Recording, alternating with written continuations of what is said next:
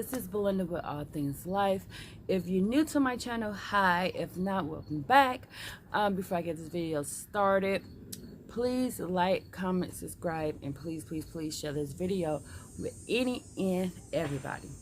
Okay, so as you guys can tell, I'm outside. I decided to do a video outside because I'm always in the house doing a video. So if you just so happen to hear cars going by, that is why. Right now. Okay, anyway. So my video today will be about endometriosis and what is it.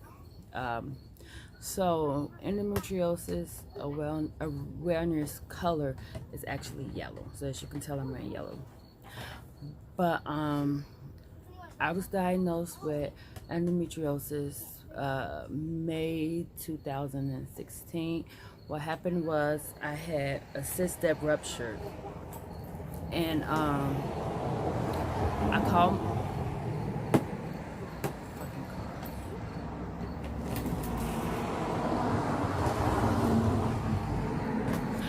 called my doctor, and they did an ultrasound, and after they did the ultrasound, he called me and he told me, he said, you have a ruptured cyst, just take Motrin for it. And I was like, it don't sound right. Everybody that I know that have had a ruptured cyst has always had some kind of surgery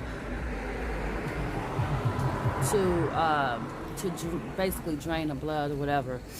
So I ended up getting a second opinion, and I ended up connecting with the top gynecologist in Illinois, basically.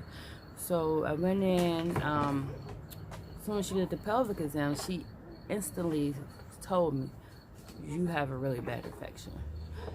So she gave me antibiotics to take, and she told me, she said, take these for a couple of days. If you're not better by the time you come see me in a couple of days, then we're gonna have to admit you. So fast forward a couple of days, I ended up going back, and I ended up having to be admitted to the hospital for like 5 days, having to get antibiotics through an IV. So when I first went in there, before she did the pelvic exam, I was telling her about all of these symptoms that I was having, as far as like painful sex and other things of that nature. So I had been experiencing this for years, probably since I was like 14 or 15. And every time I would tell my old doctor that I was going to, she would blame it on my weight. Oh, you're just overweight, you know, oh, you know, just lose a little bit of weight, you'll be fine. The symptoms should subside.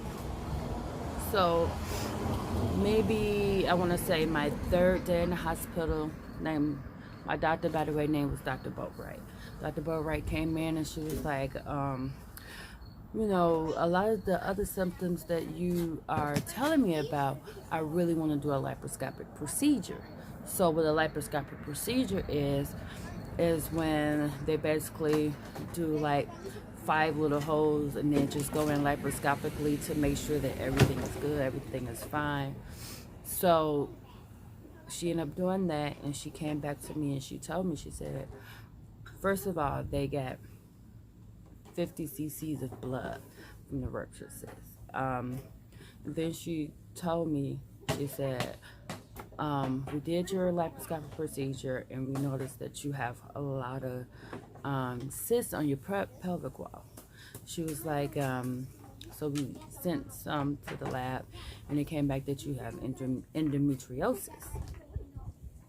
So I had never heard of endometriosis before then. I didn't even know that there was a disease that existed or whatever. You guys keep seeing me look down. I took some notes just so I can remember. So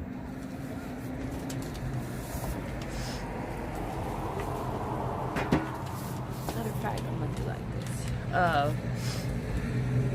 See, look, I got my notes.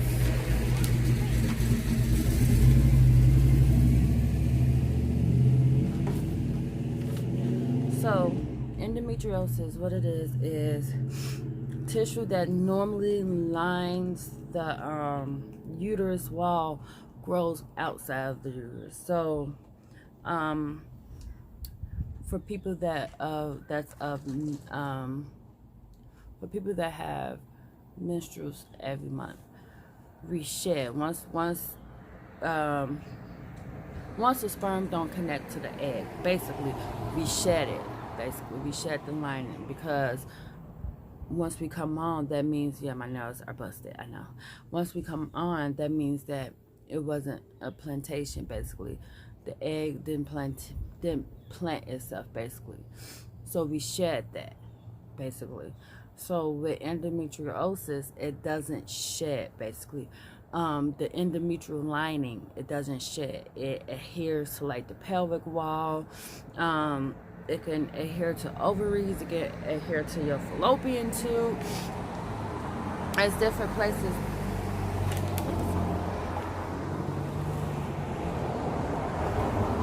Now, normally no cars go past at all. Now all of a sudden all these cars want to go past. Anyway, so it could be found in your intestines, you know. So it could adhere to basically anything, basically. So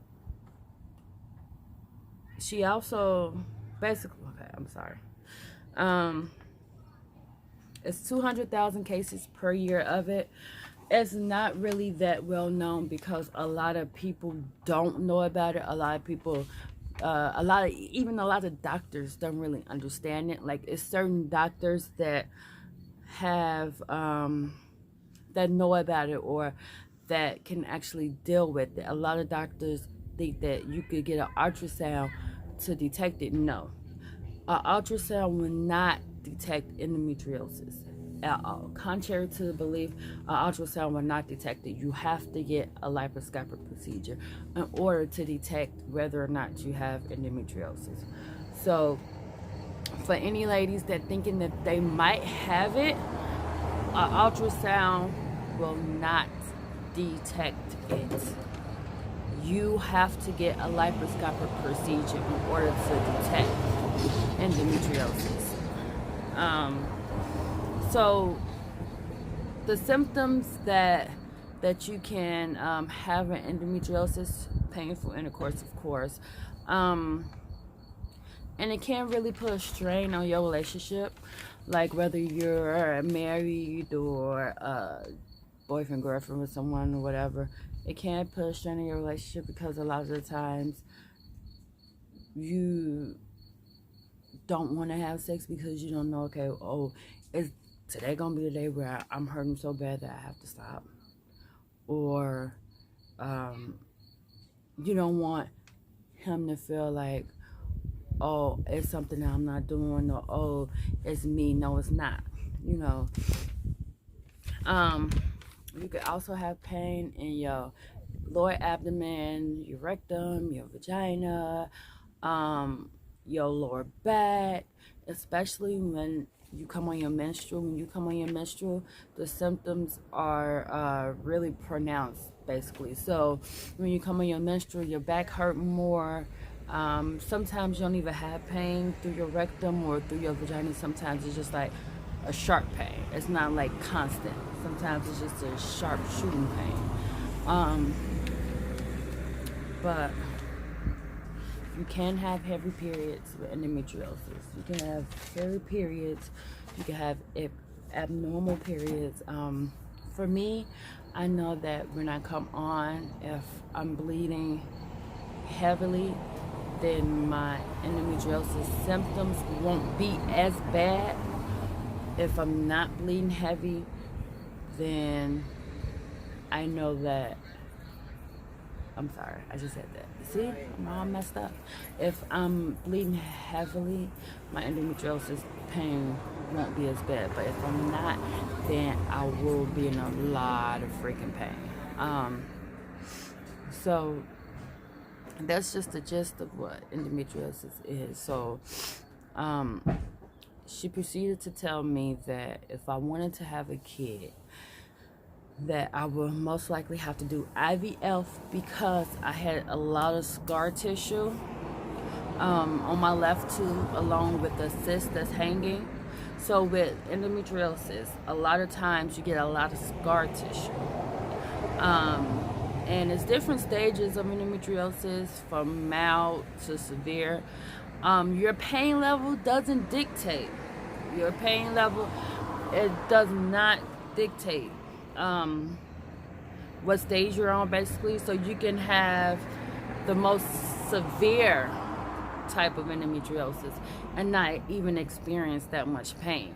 They do it based on the size, the location, the depth of the cyst, basically, because that's all it is. Endometriosis is just little cysts, basically, that adheres to certain parts of your organs, basically. And I probably had like about 50 or 60 on my pelvic wall, like little, they're about like this small, a little bit smaller probably. They're really small. So she did tell me that I was gonna need help as far as having a child. And she also, and contrary to a lot of people beliefs, a lot of people feel like that if they get a hysterectomy that they'll be cured from it. Unfortunately, it's no cure for endometriosis at all.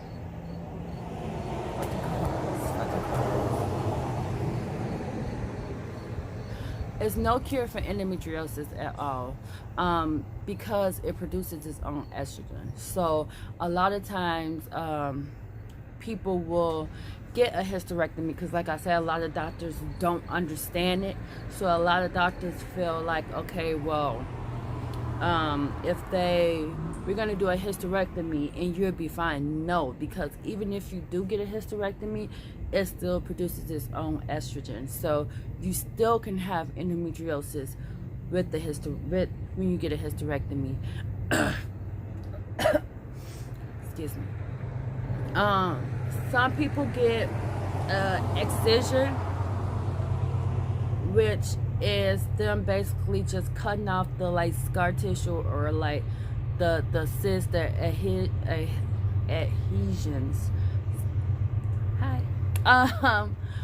But a lot of times that doesn't work either, because it comes back or produces scar tissue. You can also combat it with like birth control, any type of birth control, because it balances it out. Like after I got diagnosed with it, I did four rounds of Lupron. Now, for people that don't know what Lupron is, basically it kind of stops you from having a period by putting you into like a sense of early menopause, basically. So I experienced all of that. I did 4 rounds of it, and I experienced, it was during the winter time. Yeah, it was during the winter time. So it would be freaking cold as heck outside, and that would be hot, like burning up hot. That actually helped. As far as the pain, like I wasn't in really bad pain, and then I ended up doing birth control pills, and then after that I ended up getting an IUD, and that was just to kind of help with the pain, so I wouldn't be in as much pain as I was in, basically, because I was in a lot of pain. Like a lot of people don't understand this disease because it's not well known or it's not well researched, but you're in pain. You're in pain every day. You're in pain during sex. Like this disease really affects your mental a lot. But me and my husband, we actually just started. Like we've been trying for maybe like a few months to have a kid. So I go to a specialist that actually specializes in endometriosis, and I have to get something called the HSG, which is what they do in order to see if you have any tubes that's blocked. So they inject this dye.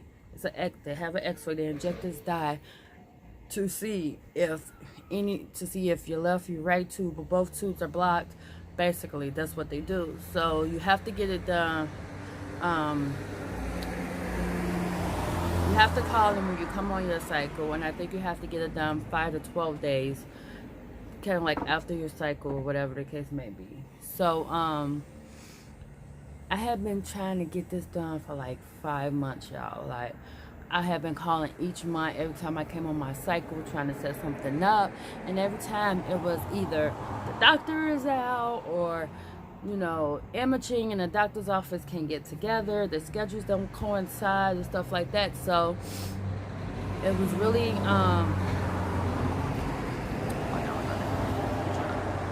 so it was really starting to take its toll on me, and it was really starting to frustrate me because I was like, all I want to do is just see if I'm able to have a kid. Like, that's all I want to do. But I ended up talking to my friend, and she's actually going through the same thing, but she goes to this clinic called Boston IVF. And so I called, I got a consultation, we went in there.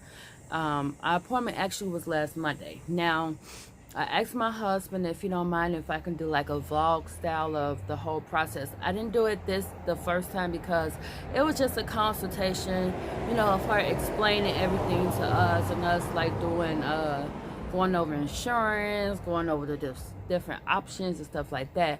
So, the next vlog actually would be my first like actual like appointment going in and getting blood work done, because when I come on my next cycle, I have to go and get blood work done, like 5 different blood work done basically to have the paper right here. And let me tell you, my insurance don't cover nothing. I'm glad I met my deductible because I only have to pay 20% of everything. So I have to do something called ovarian reserve. That's the first day I come on, I have to call, and so I have to get 5 things done basically, and that's like $745.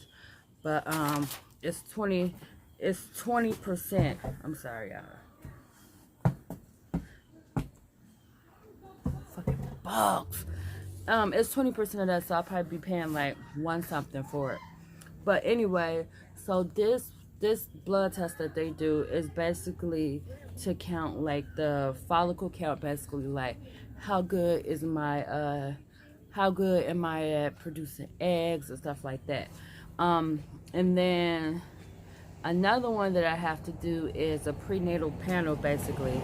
So with the prenatal panel, they basically test for rubella, hepatitis B, hepatitis C, HIV, chlamydia, all that other stuff to make sure that I'm good, basically.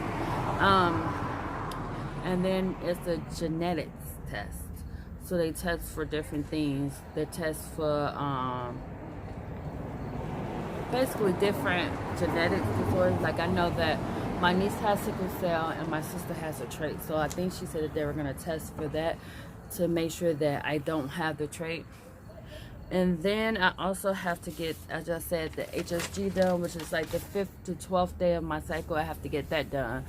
And like I said, that's just with them injecting the dye to make sure that my tubes are good, basically. So I already know that my left tube is pretty scarred, but I don't know how bad it's scarred, basically.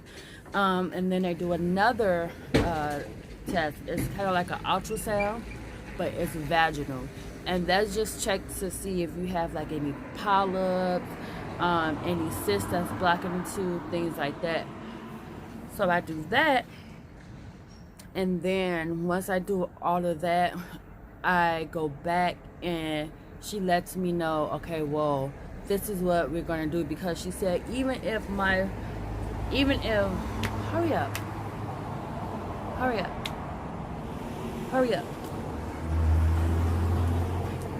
Anyway, she said that even if one of my tubes are blocked, that they still can do that. Hey, all these cars coming from. Hurry up. She said even though if one of my tubes is blocked, they still can do other options, basically. So it's 3 different options. The first option is if everything was good, they give me medicine that I have to take at a certain time, and then come back 36 hours after I inject myself, and then they're telling me, okay, you guys can go home and have sex. That's one of the ways.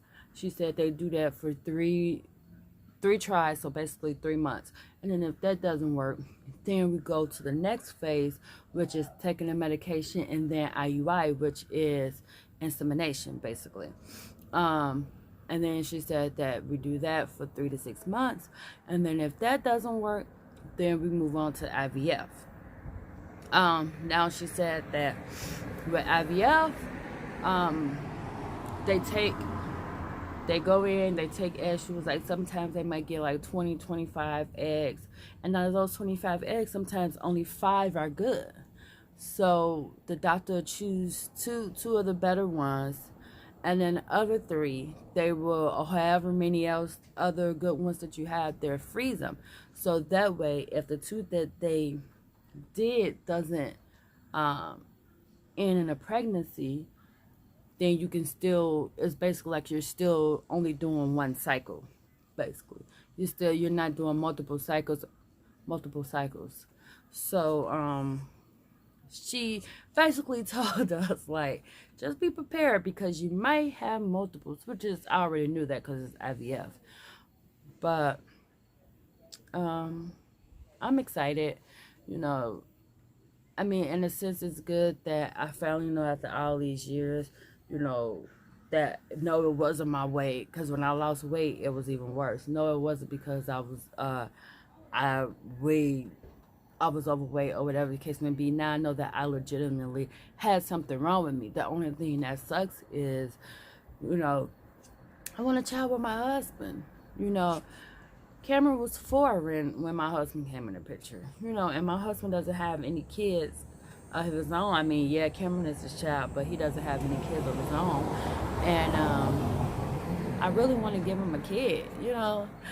I wanted to give his mom a grandchild, but she ended up passing before. So that's the only thing that sucks about having this disease, is that, you know, it's unpredictable. Like, it's not like it's on the outside, you know, it's on the inside, and you don't know what's going on with your body, what's going on the inside, you know, if you're just so scarred, or if you have adhesions anywhere else besides your pelvic wall. You know, you don't really know unless they go in and they check it out and they see. But I'm thinking about doing a vlog of my fertility experience. I asked my husband and he said it was okay. So because at the end of the day, he's going through it too, you know. So he said it was okay. So if you guys would like to see my vlogging experience going through my IVF, as far as the blood work, the HSG, you know, hurry up. Now when I stop recording, y'all, it ain't gonna be no cars coming down the street. None. But if you guys would like to see my vlogging experience as far as the process and everything that we're going through in order to have a baby, comment below and let me know. And I will see you guys later. I just wanna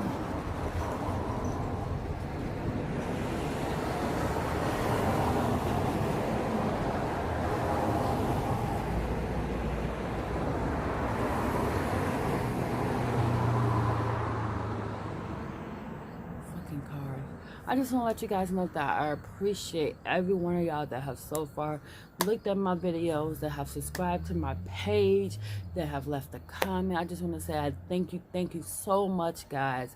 It's hard doing this because I work, and then I'm a mother and I'm a wife, so it's kind of hard. So I know that my videos are like sporadic, but I'm gonna try to do better. I promise I'm gonna try to do better, guys. But as I said before, don't forget to comment, like, subscribe. Please share this video. Share this video.